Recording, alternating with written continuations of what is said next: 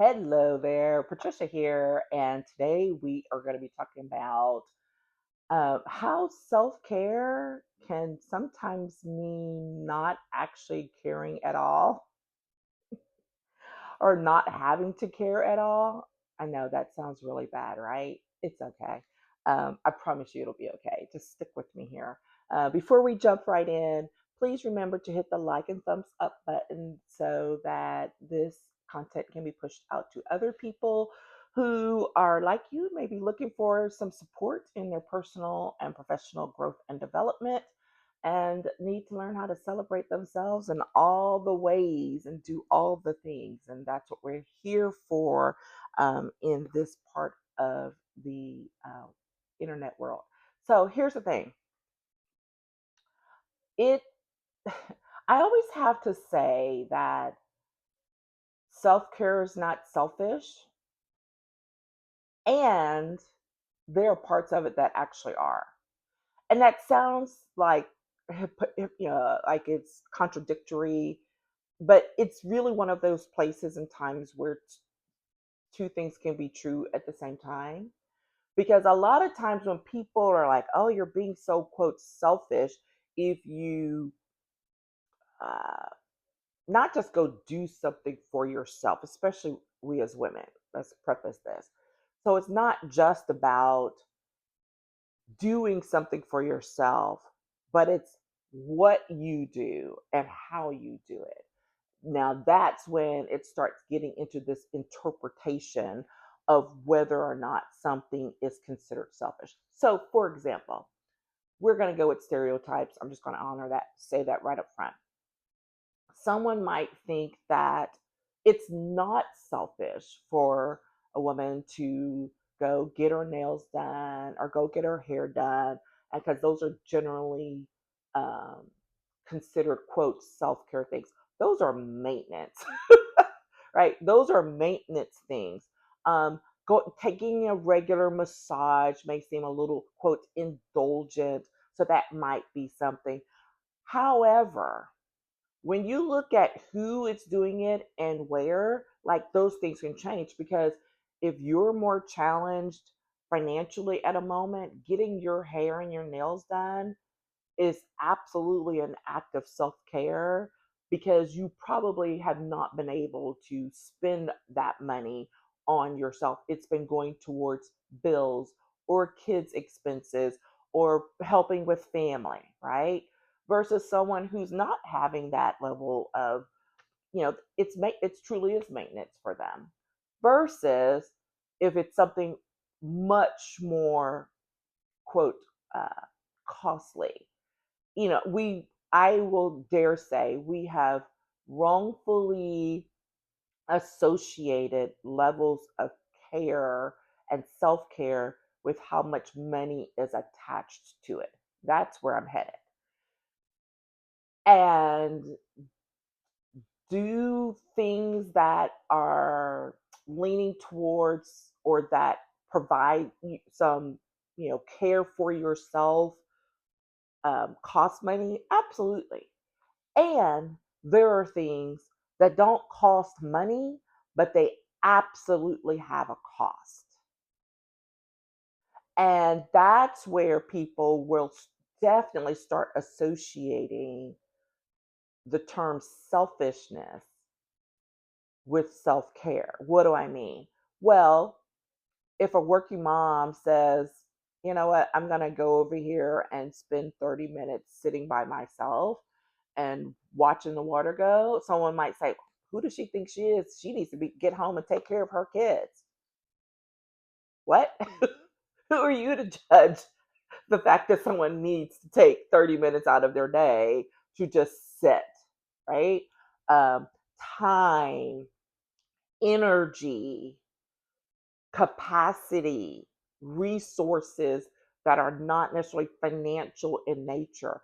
That is what normally starts getting tied to levels of, quote, selfishness.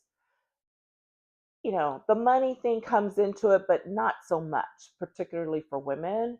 Uh, and that is the challenge. So that even if you're going for the massage, it's less about the money for some people than about the time. It's like, well, doesn't she need to be doing X?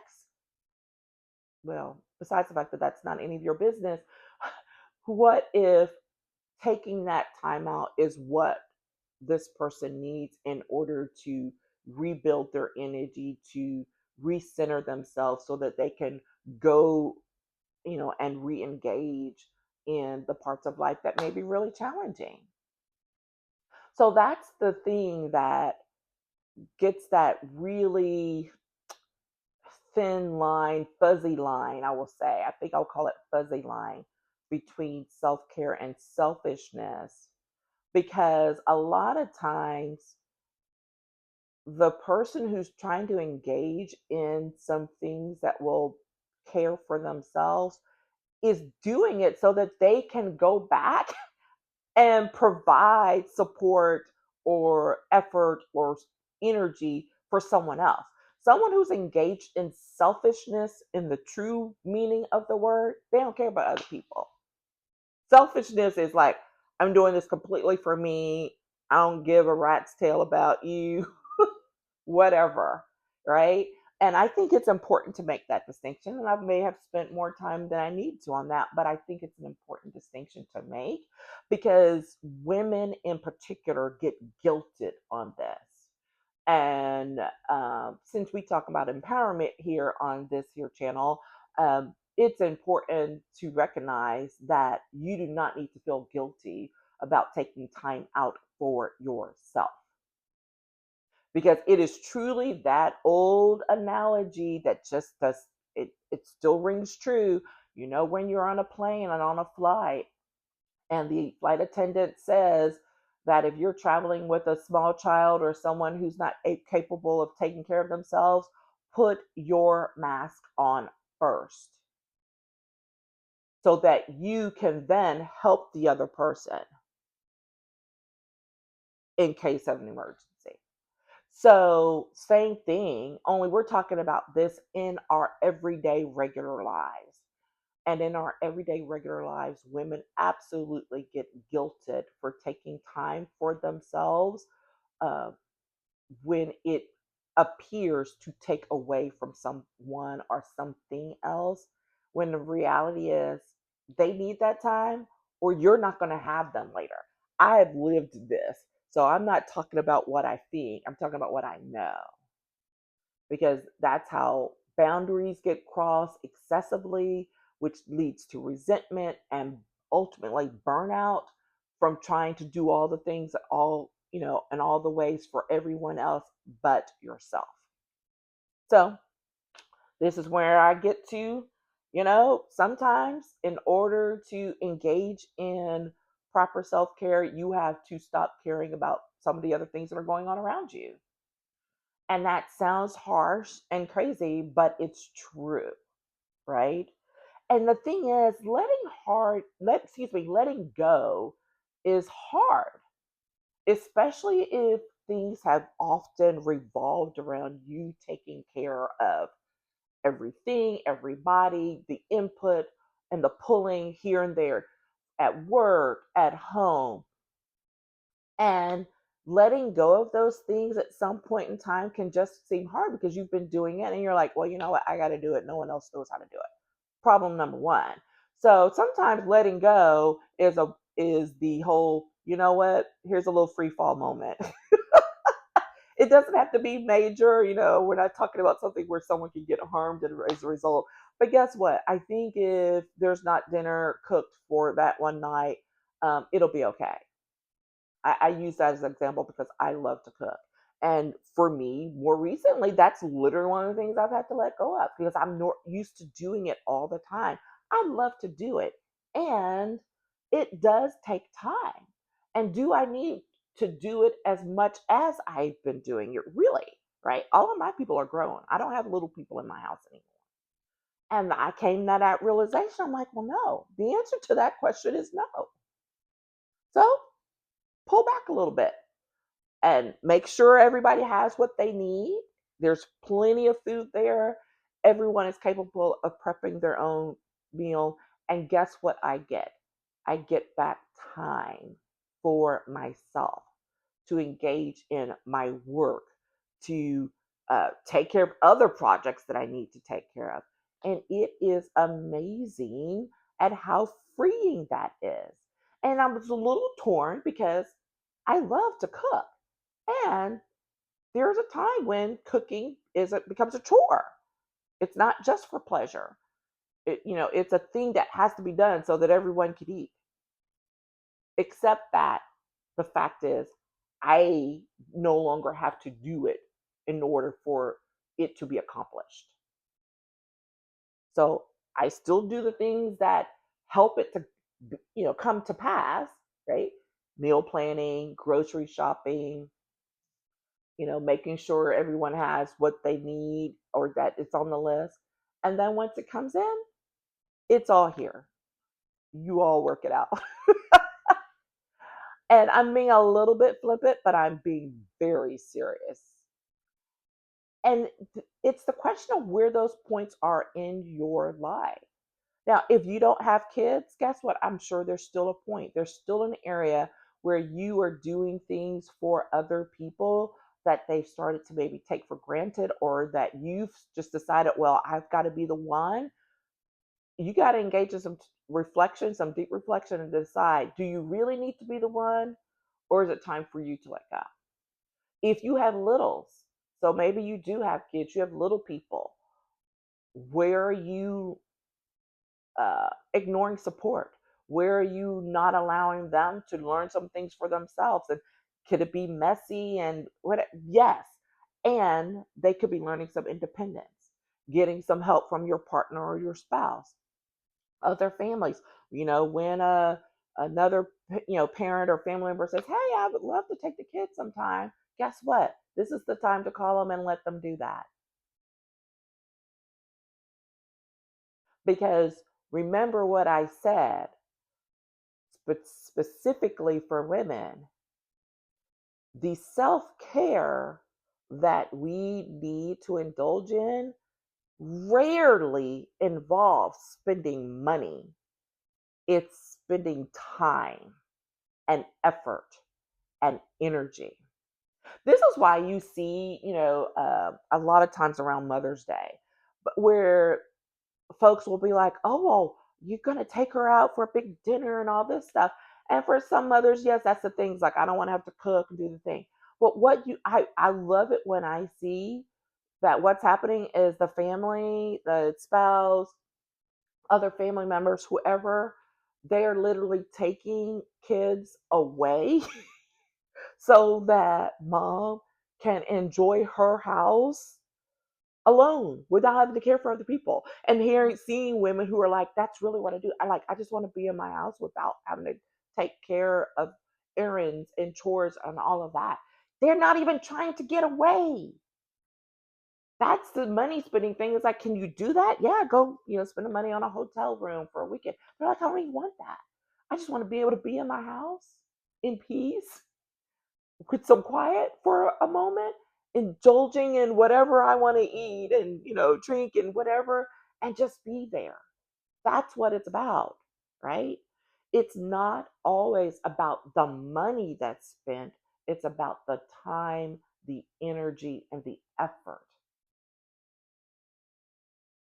And sometimes engaging in self care where you're like, I just can't care about that anymore, is enforcing boundaries.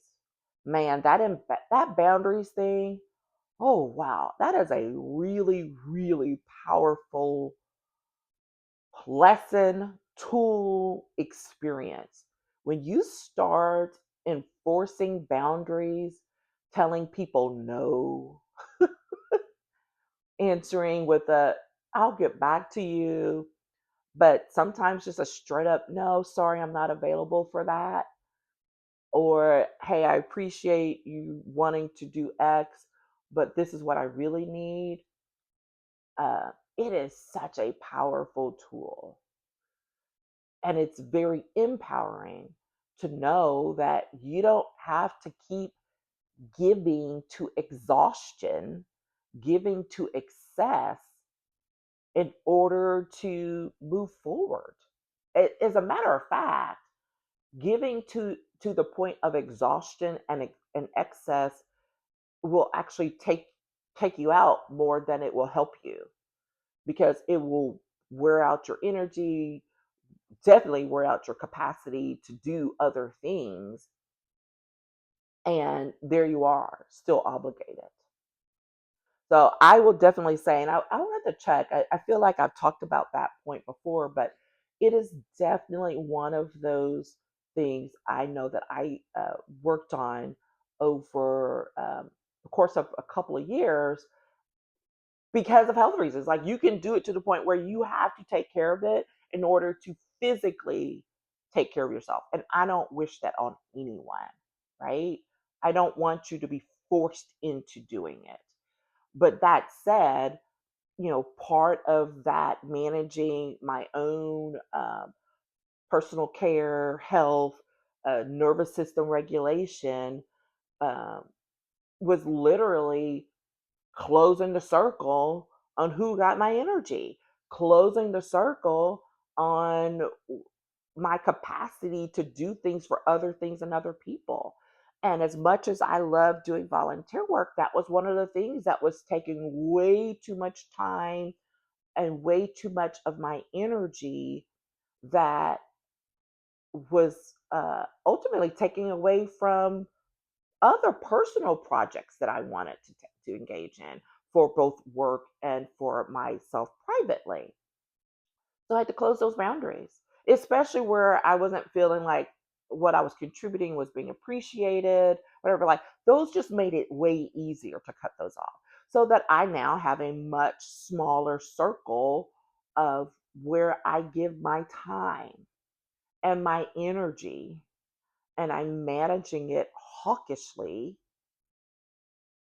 And that's from internal out, right? Because externally, people will take as long as you give, as long as you leave yourself up, they will take. It's just the truth, right? So this is something that has to be generated internally from you, and then put the expectations and the boundaries in place. And it can be challenging, but it can be done with help, with accountability, with support, having an accountability partner, all of those things. It can be done, right? So there we are. Um, Here's there are two questions that came to me when talking about this. The first one was, who would I be if I weren't caring for everyone else? That's the question I would want you to ask. Who would you be if you were not caring for everyone else? Some of us have never even given that thought any consideration. And I understand if you're stumped by it, right? And it's not to be shamed or cause any shame. It is literally to get you to sit back. If it sits you back on your heels, good. So you can be like, who would I be if I weren't caring for everyone else? And a lot of times it may take us back to some time long before there were family responsibilities or bigger job responsibilities. And can you go back to those times? Yes and no, right? You can go back and see what you can regain from some of those moments, knowing that it's got to be brought forward into today's time frame. But what it doesn't mean is that you have to eliminate who you were along the way, because that's what happens, right? A lot of times we give our less and less to ourselves. We're showing up for ourselves, um, you know, it's so much less than we who, than before, and that's the part that needs to be acknowledged. And then here's what I wrote as the better question, the next level question. Who would I be if I actually cared for myself instead? If I actually cared for myself first, let me add that. If I actually cared for myself first, who would I be? Such a powerful thing. Ask yourself those two questions and sit with it, lean into it, It may get uncomfortable, and that's great. It's perfect. It's exactly where you should be. And then not just doing some dreaming, because you could dream and then be like, yeah, but that's not really good. Dream and take action. Do one thing for yourself. Pull back in one way. Tell someone or something no. It starts with one thing, and then build. Exercise that muscle more. Proves it as Maxine Waters says, reclaim your time. Reclaim your time. Reclaim your time, and so that you can focus more on you to be stronger, better, have more clarity for yourself, because ultimately everyone else is still going to benefit.